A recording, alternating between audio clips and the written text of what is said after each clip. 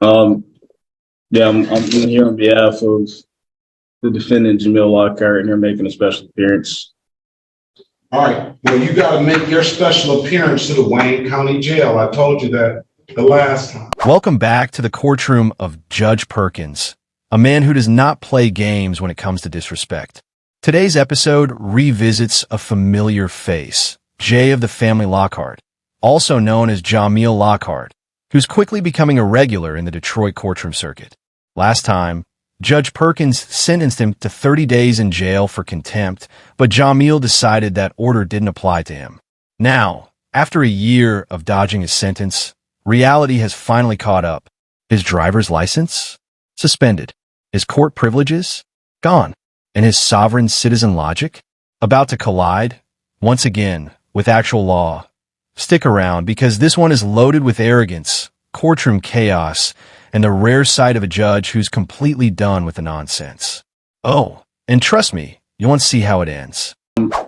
Yeah, so I filed a notice of removal for all of these cases because I don't believe that this court is capable of acting in an unbiased way.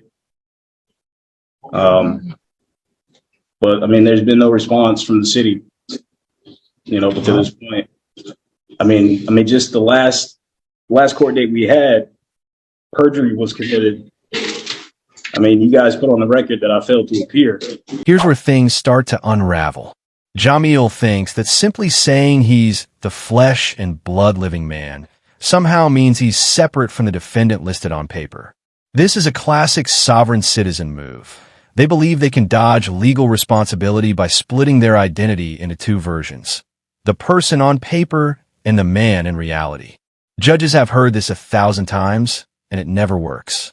Notice how Judge Perkins stays calm, but you can almost hear the frustration in his voice. He's been through this before, and he's not about to fall for legal fairy tales today. And I spoke to you. You did fail to show up to the Wayne County Jail. You were ordered to do 30 days in the Wayne County Jail. You haven't showed up. You still haven't showed up. So you're still disobeying.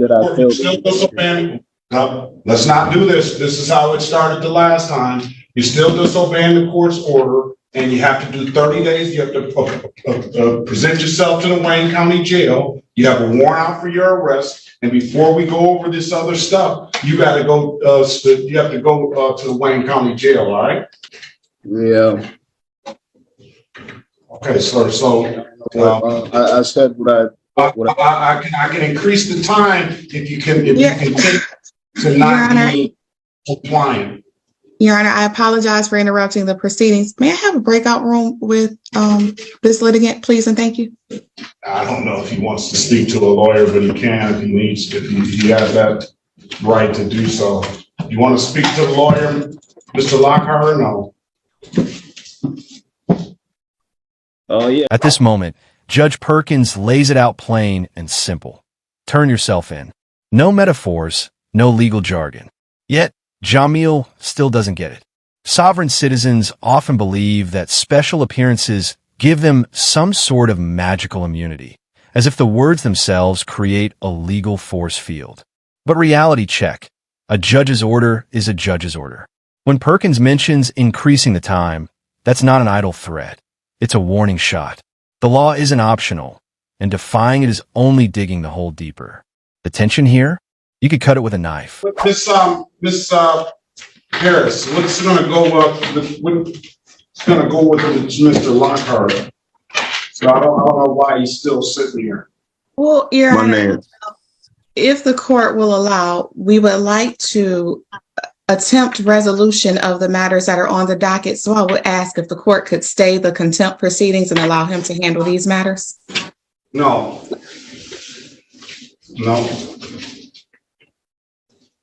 It's been well over a year. No, he's going to have to go turn himself in, and we'll deal with it that way. Your Honor, if the court could, just in the interest of justice and judicial economy, if he could resolve these matters, if he's still going to have to do the 30 days in Wayne County Jail, if at time of sentencing, it could all be wrapped up together just to not further delay his constitutional right to speedy trial? He's delayed his rights.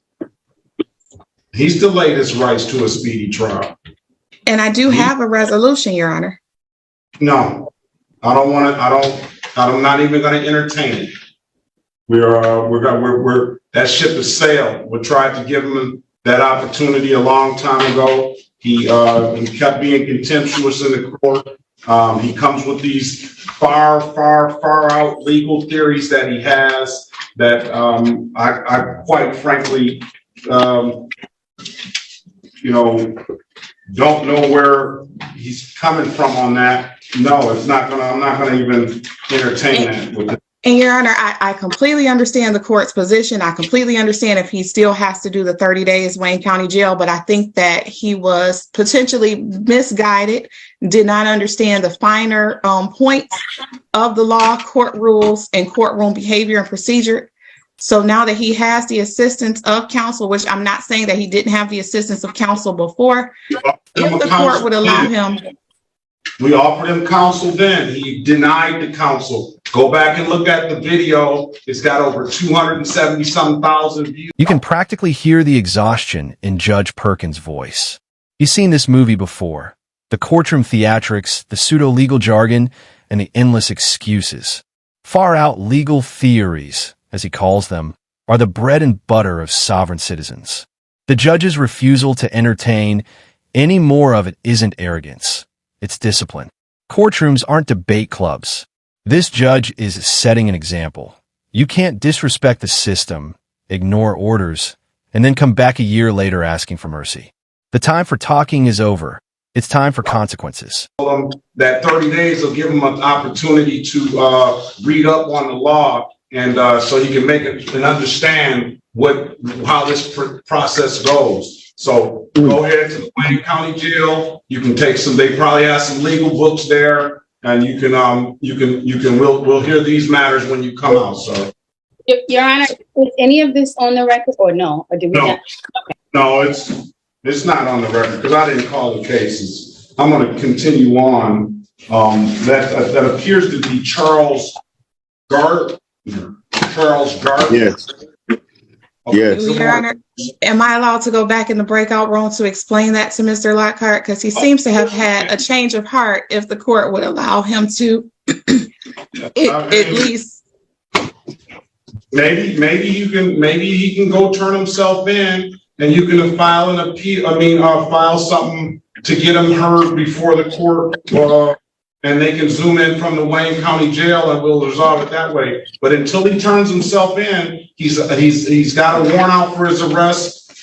He's had this warrant out for I don't know how long. I can look back into the record, but and he's never presented himself. So he was contemptuous then. He continues to not follow or obey the court's orders. So he has to go do the time. Or hire himself a lawyer to get it back in front of the court.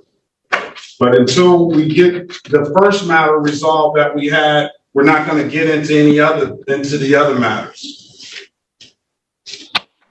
The contempt proceedings arise out of his appearance in court. So he's still not allowed to just resolve these before he commits himself to the Wayne County Jail? No. And we call that path the path of least advancement because every time a sovereign citizen takes one step forward, they manage to take 3 steps back. Mr. Lockhart, join the breakout room. And that'll conclude it. I still see Mr. Lockhart here. I don't know what else to do. What else you can do for him, Mrs. Harris? So, Your Honor, He continues to disobey the court order. Just continues to do so. And Your Honor, I dare not say. Well, I don't know. I don't think that it's an intentional. Oh, I can't say that. Wait a minute. I don't think. I'm gonna take that back. I'm gonna take that back. I think he has good intentions. I think he now has a better understanding of everything that has taken place. I don't think so, because he came in here talking about he's appearing on behalf of the person Jameer Lockhart. So I think he's on the same path as he was that got him into this situation. This is where we see the real problem. Jamil wants to resolve his cases without ever accepting responsibility for his contempt. But Judge Perkins is holding firm. The judge isn't being harsh. He's enforcing accountability. Think about it.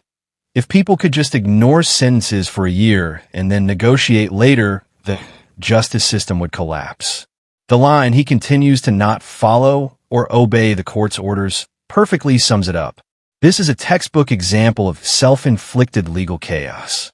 Sovereign citizen logic meets immovable legal reality. And guess who's losing? And Your Honor, we've had that discussion at length in the breakout room. He understands what it would take to resolve his matters. He understands how he has to represent himself in court.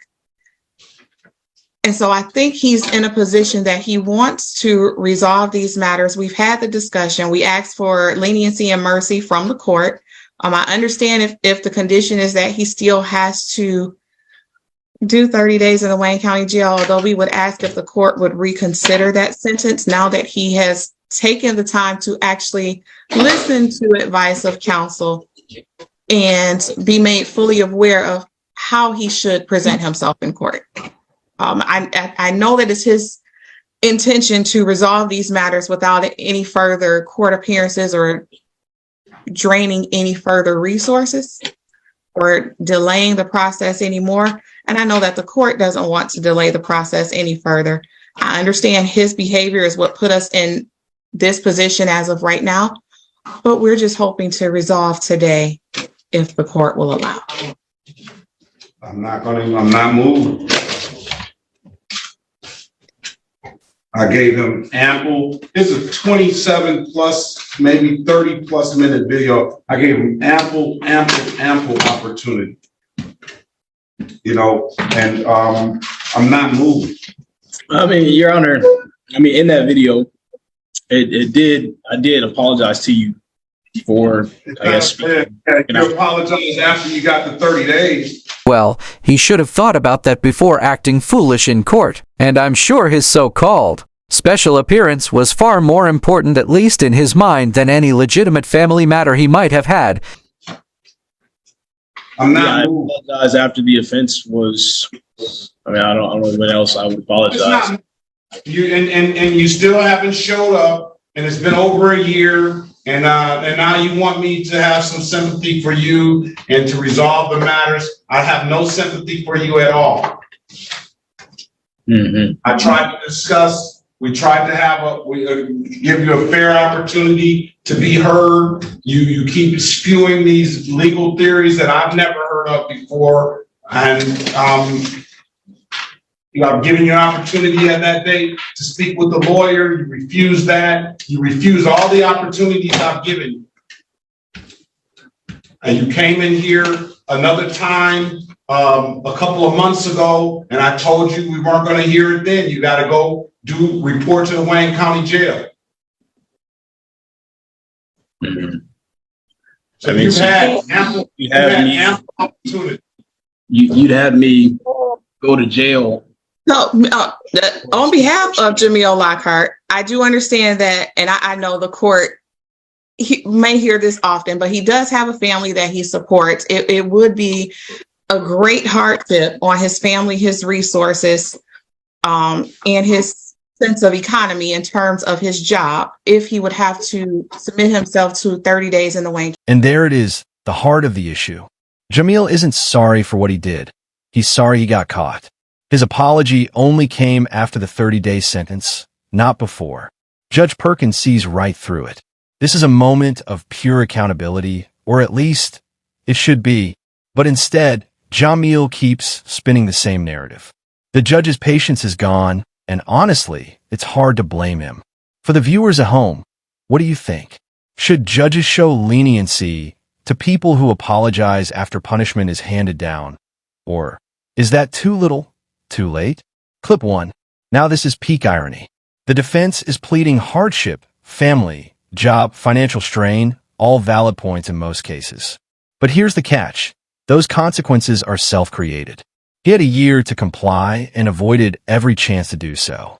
Judge Perkins nails it when he reminds everyone that people with families go to jail every day, but they didn't spend a year pretending the law doesn't exist. This isn't persecution. It's the predictable result of arrogance. It's a rare mix of comedy and tragedy. One man versus his own misunderstanding of the law. I understand that the court is not inclined to choose that.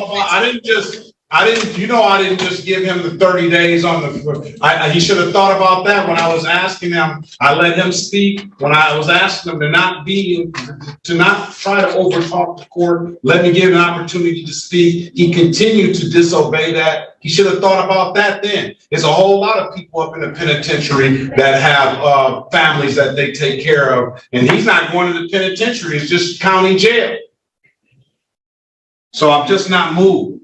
Would this court consider amending it in such a way that he could only do weekends to complete his 30 days? He hasn't even come to done anything.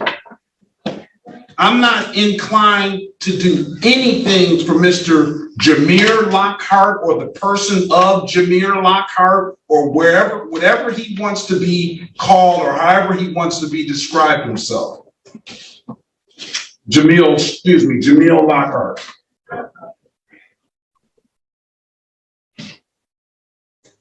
So yeah, he has the matters that are set on the docket for today.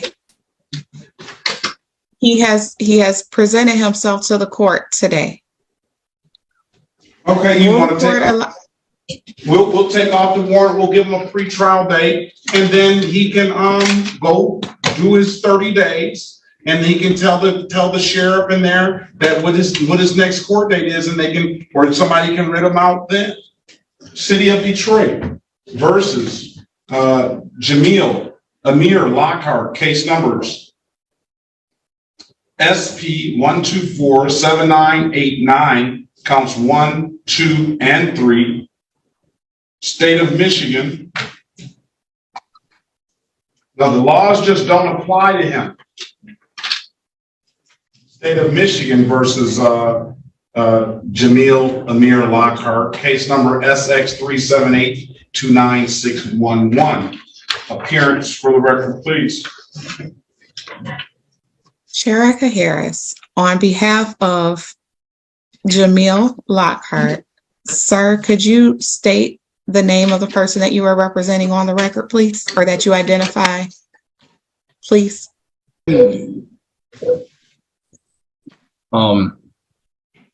So my name is Jameel Lockhart. And there you have it. Another sovereign citizen saga that ends exactly where it began, with denial, defiance, and a date at the Wayne County Jail. Judge Perkins once again proves why he's one of the most patient yet no-nonsense judges in Michigan. What we saw here wasn't just courtroom drama. It was a lesson in accountability. You can't out-talk the law, and you can't reinvent legal reality just because you read something online that, so, what do you think? Did Judge Perkins handle this the right way? Should he have given Jameel another chance? Or was his firm stance the only way to restore order? Backhand index pointing right if you found this case as shocking as we did. Hit that like button, share your thoughts in the comments, and don't forget to subscribe for more jaw-dropping courtroom breakdowns and real legal showdowns from Judge Perkins' bench. Until next time, stay smart, stay skeptical, and never try sovereign citizen logic in real court.